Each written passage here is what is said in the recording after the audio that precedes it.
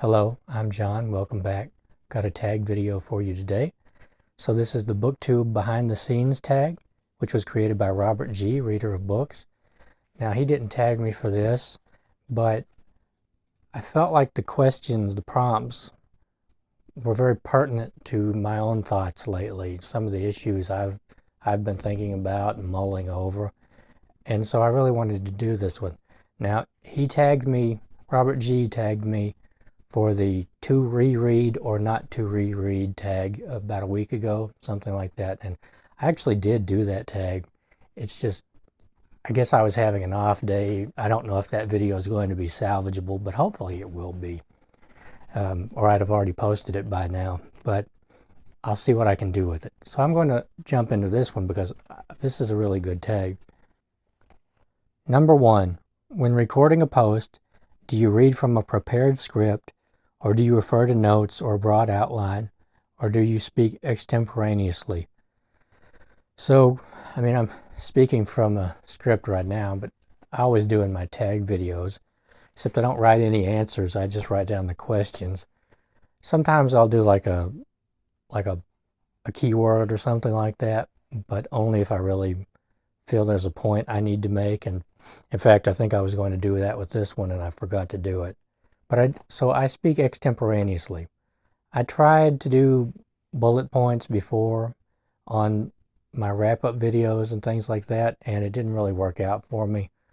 I've never read from a script. I just speak off the top of my head. And now sometimes I'll sit down before I start and write a little bit about what I want to say, write about the books, just to jog my memory and hopefully remember. But I've noticed that I go off on tangents, I ramble, I start to make a point, and then I wander off into other things entirely and forget to come back. I watch my videos afterwards and realize that I didn't make the points I wanted to make. I forgot important things I wanted to bring up. So that's the trouble with speaking extemporaneously, and also making a lot of mistakes, that sort of thing, saying stupid things, just that don't make any sense, and having to go back and fix them. So I do speak extemporaneously, and it is a blessing and a curse. But I think I'm getting better at it. And if I compare myself now to the videos that I started when I started making, I'm doing a lot better now. So there's that at least. It's a skill, I guess, that you have to build up. I hope I'm doing better. You can let me know. Number 2, do you edit before you post? Deleting hems and haws, misspeaks, mispronunciations, and other common public speaking foibles? Do you remove things you didn't mean to say, or off-topic thoughts or comments you think might be misunderstood? Yes, I do. I do edit. And there are, you might sneeze in the middle of it or something like that. I might sneeze in the middle of it or whatever, do something gross, and you have to edit that out. And I don't edit my speech so much, like my hems and haws and ums, you probably noticed. But if I did that, it would be really weird and choppy, so I just let that sort of thing roll. I do edit out things that, when I say something dumb or things that I think can be misconstrued, because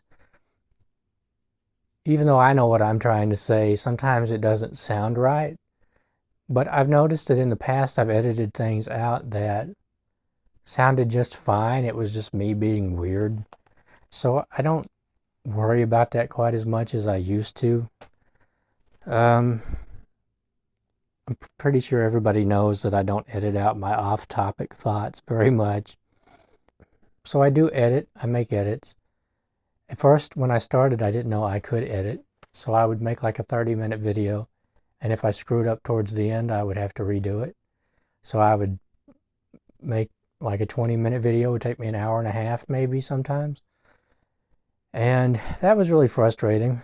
So I do edit. I edit freely. I don't feel bad about that, because sometimes I'll be in the middle of this and I'll sneeze, or somebody will call me, something like that, and it's better to just edit that out. And sometimes I do say stupid things that sound wrong to me, but in retrospect, I think that was just me being anxious about being on the internet. And yeah, so I do edit, and sometimes I do go off topic, but I tend to leave that sort of thing in because I feel like a lot of the off topic things I say actually do have something to do with what I'm trying to say. You may feel completely different about it. I don't know. Number 3, have you ever edited a post after posting? Have you ever deleted an entire post? I've never edited a post after posting because I don't know how to do that. Like, I fooled around with that one time, and I don't know. I didn't really pay attention to what I was trying to do.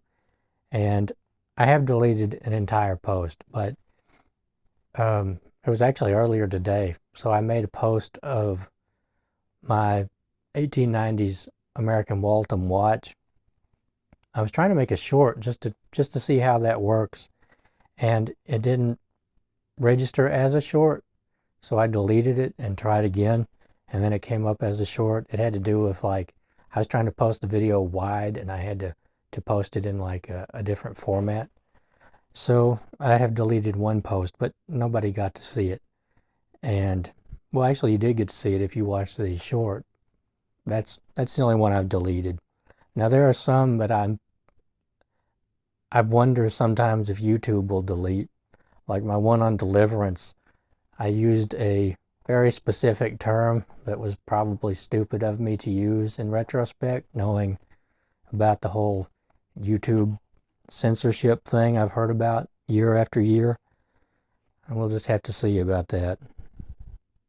Number 4, are there certain topics you avoid, things you regard as too personal or too controversial? Yeah, probably.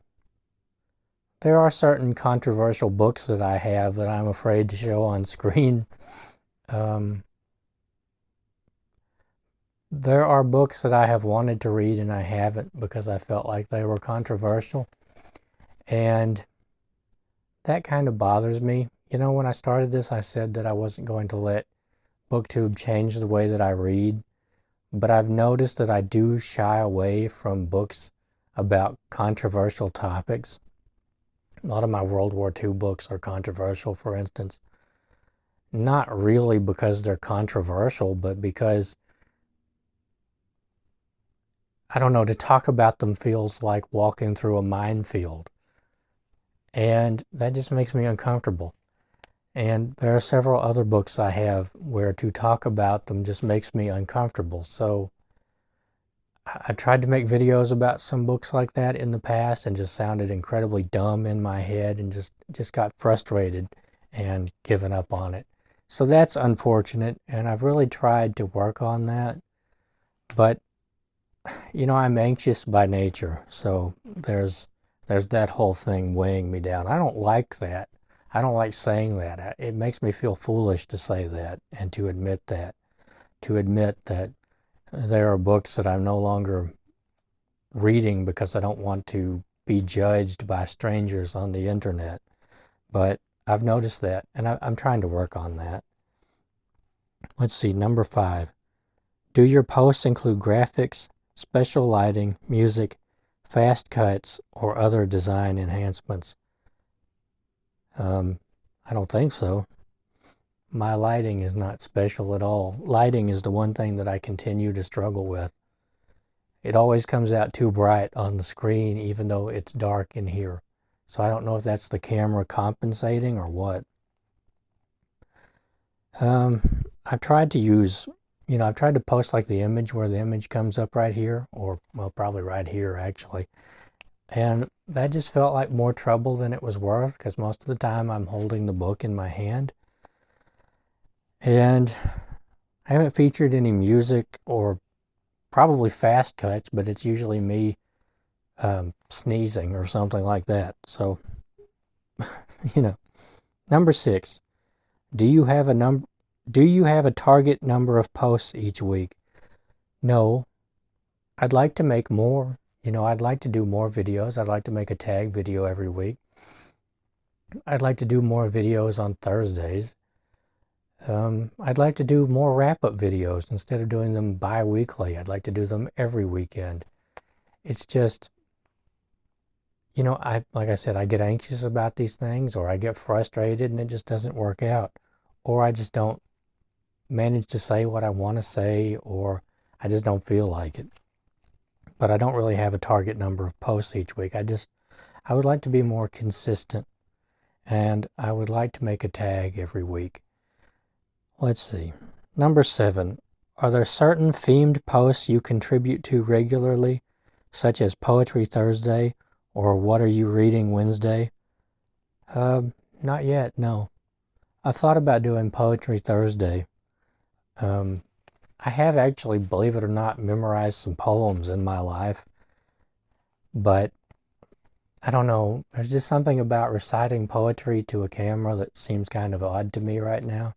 Like, I know I've said that I'm not really a big fan of poetry because it goes in and then immediately out, which is true in most cases. But I feel like I should learn to appreciate poetry, and I thought that doing Poetry Thursday might help me with that. I'm just a little shy about it, I guess. But other than that, not yet. Number 8. How important to you is the number of your subscribers? Is there a target number you're hoping to reach? If you don't hit your target, would you consider dropping out of Booktube? Are your posts designed to attract new subscribers? Are you distressed if you lose subscribers?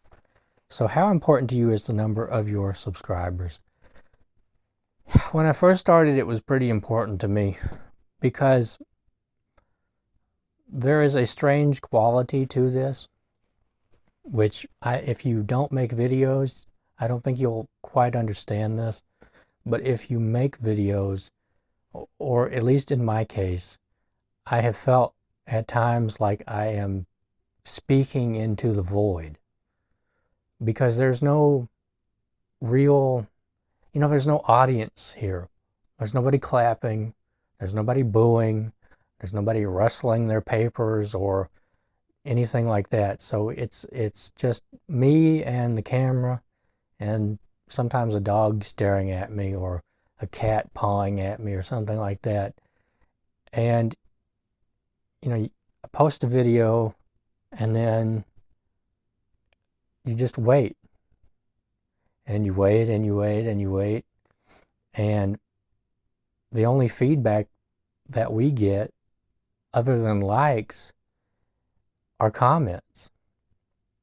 And I might post a video and get no comments. Like, I made one about Eleanor Roosevelt that I was kind of proud of. And I thought maybe somebody would comment on that because I thought I did a really good job, and nobody commented on that. I think I got, at least not about the Eleanor Roosevelt part, I think I got 1 or 2 comments on that entire video.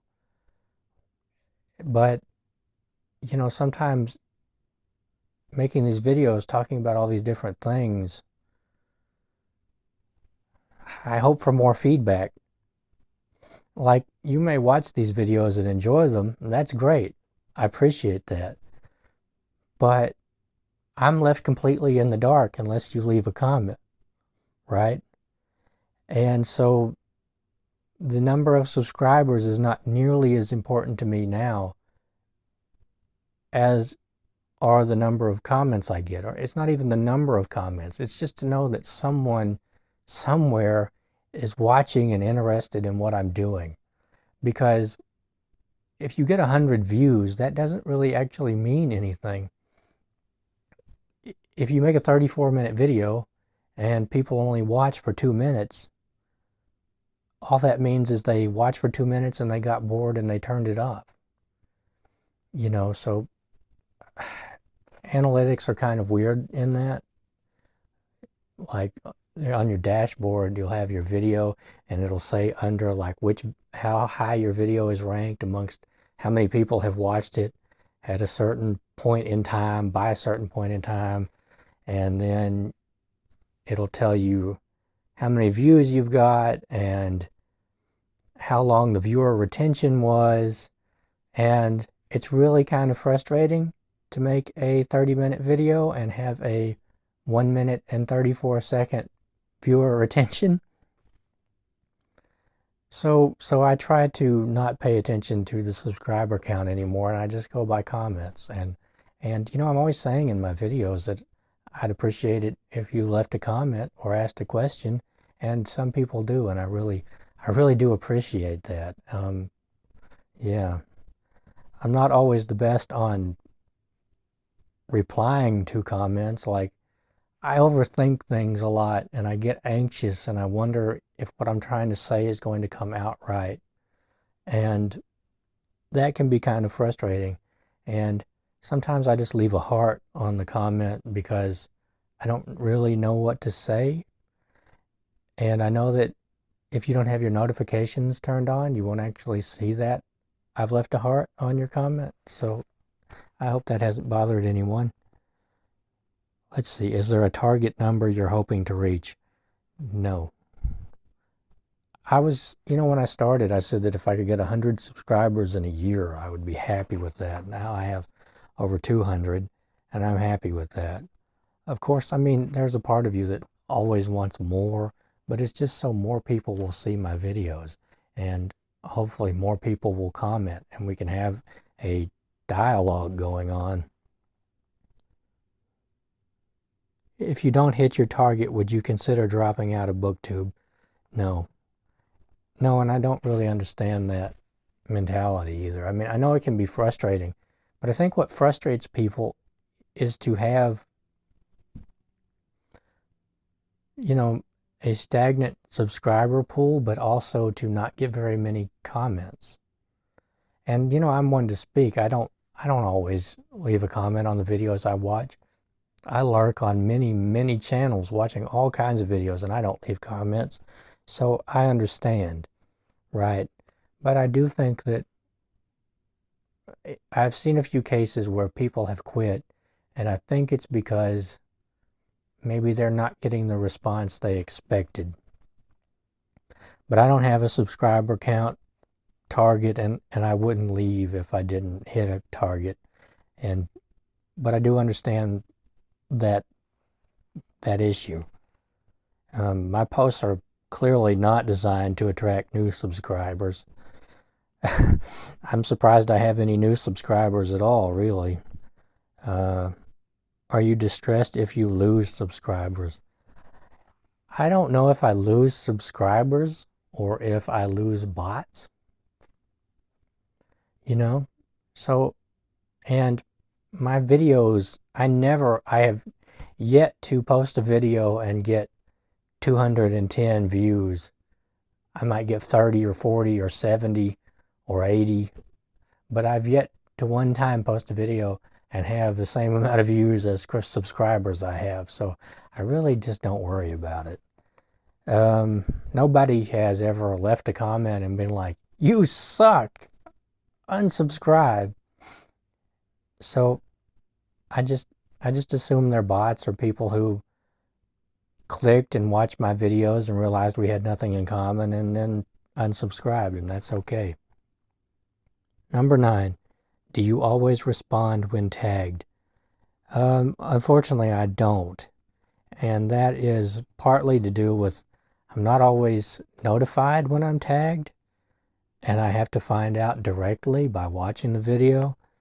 And then sometimes I forget, and sometimes being an anxious, neurotic person, I don't always know what to say, and I overthink things, and I overthink them to the point where I wind up saying nothing. And that has plagued me my whole life. Like, I have been told before that, like, when I was going through high school, later on I was told that people thought I was like a snob or something, or I was arrogant or something like that, because I didn't really talk to a lot of people. I talked to very few people. And really, it was just terror. I was terrified to speak to most people. I was absolutely afraid to talk terrified to speak, and people didn't read that the right way. They, I mean, people can't read your mind, but I still deal with that now. I still deal with the fear of saying something stupid, of saying something wrong, of looking foolish, of sounding foolish, of being misunderstood. So if I don't respond promptly, and if I don't respond at all, it's either because I haven't been notified, or I've plain forgotten, or I'm just too anxious to come up with an answer. So I'm not proud of that. I'm trying to work on it, and I'm much, much better now than I used to be, because if I was anything like I used to be, I wouldn't be here doing this right now. There was about a 10-year period of my life where I couldn't eat in restaurants because I would get so nervous that I would forget how to swallow. And at the same time, there were certain things, I would go out to stores, find something I wanted, and not buy it, because then I would have to speak to the cashier. So, I still fluctuate in all that. But just being here is proof that I'm better. There's no way I could have done this then. Number 10, do you respond to viewers' comments? Are your responses lengthy, or only a thumbs up or down? Like I said, I try to respond to viewers' comments. I don't always know what to say. I don't always know what to say. So a lot of times I'll just leave a little heart, or try to do the best that I can. And, sometimes my responses are pretty lengthy. I have to actually edit myself quite a bit, because I am a natural essayist. I am a natural long-form writer, and I will write a complete long-form essay on a comment. And I have to temper that. There are probably some people watching this who will go, yes, you left me a 600-word comment or something like that, or a 1,000-word comment, or however long. And I'm prone to doing that. But I also leave short ones, when they're necessary. 11. Have you ever blocked anyone from viewing or commenting on your posts? No, I haven't had to. The response I've gotten has been overwhelmingly positive. I've had one person who kind of tried to school me about something. It was about that's not even important what it was about. It was a book. It was like a travel log. And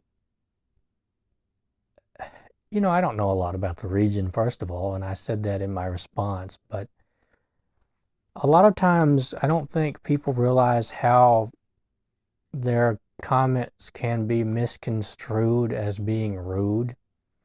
So I try to give people the benefit of the doubt when it's not obvious that they're being rude to me. And other than that, I think the funniest comment I ever got, or one of the funniest comments I ever got, was in the early days before I had microphones and before I knew how to edit, so I didn't know how to up the sound.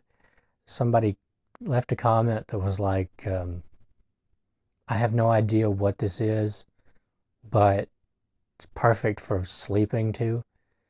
It was kind of funny. Their user picture was like a unicorn in sunglasses. And I thought that was kind of funny, actually.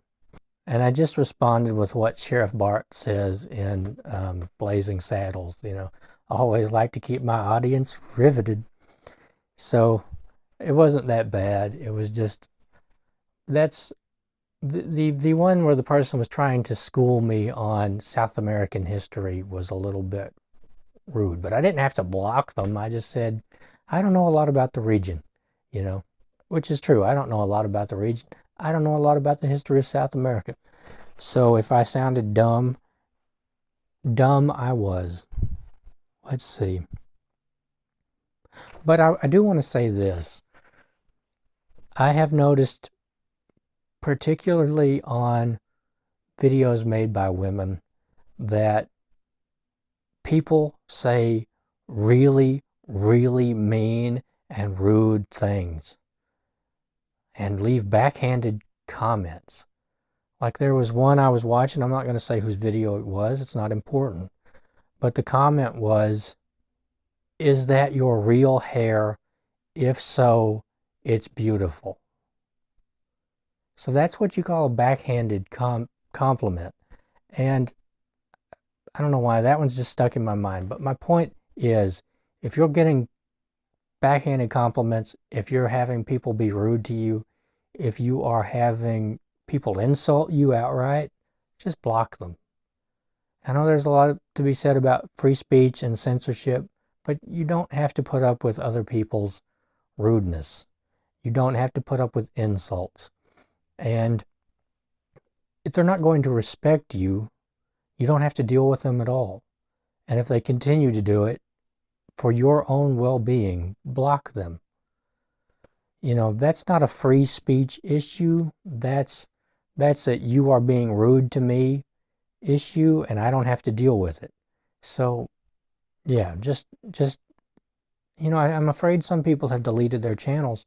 I know Pat from the channel Book Chat with Pat was talking about how on her first or second video, something like that, people were very, very rude to her, and she deleted her channel or deleted her videos. And you know, the internet, people can just be rude and mean and insulting at will and face no consequences for it. And that's really bad. You know, so just ruthlessly block people, I would say. Ruthlessly block people. Don't, if someone is rude to you and insulting, then delete them, block them. You know, you don't have to put up with that. I'm not talking about just a disagreement or someone trying to make a point. I mean, if people are absolutely rude and insulting, you don't have to deal with it, and you shouldn't. Number 12, tag some Booktube friends. Okay, so I will tag some people down in the description. I want to thank Robert G., Reader of Books, for creating this tag, and I want to thank you for watching, and I'll see you next time.